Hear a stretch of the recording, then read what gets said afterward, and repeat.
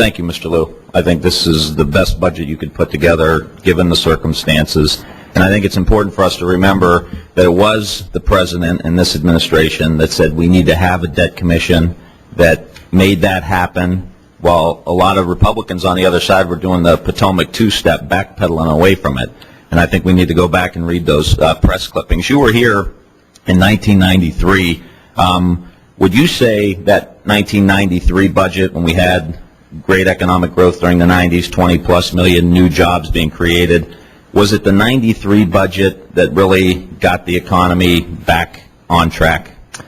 Congressman, I would say that what really made a difference was that from 1990 under President Bush to 1993 under President Clinton to 1997 when there was a bipartisan budget agreement, we showed continued emphasis on reducing the deficit and paying for what we were doing and getting our economic house in order. 1990 and 1997 were bipartisan. 1993 was not.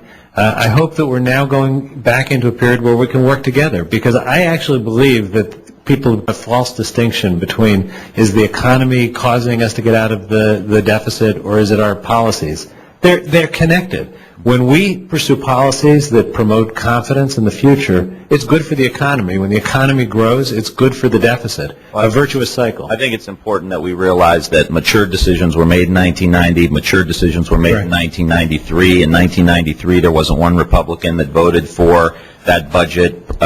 Vice President Gore had to break the tie in 1993. And then when we got into the 90s, we had some money to invest in children's health care and research and development, and set the stage for T-Com revolution and the internet revolution and everything else. Two quick questions. One is there a concern of yours? We got $100 billion in cuts that our friends in the House want to make immediately in the next few months. We've got about $140 to $150 billion in cuts being made by states across the country.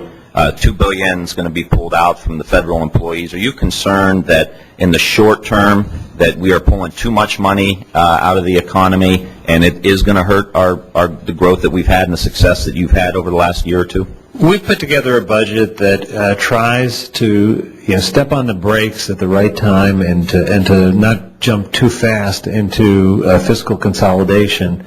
I think we're going to have to look and see how the debate develops here in Congress. I think there is a concern in the states as they're facing their fiscal challenges.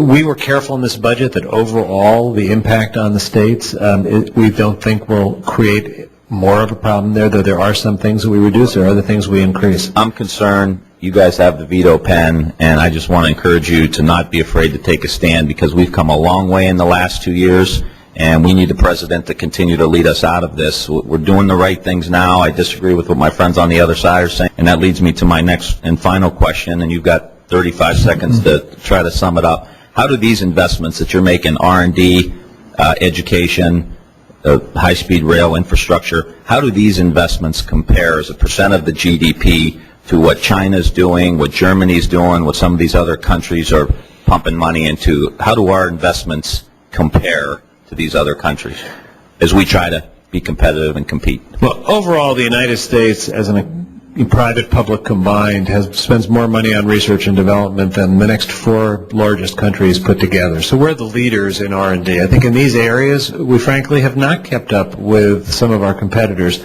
The infrastructure investment needs to keep up in order to be able to ship goods and buy and sell goods. Thank you, Mr. Flores.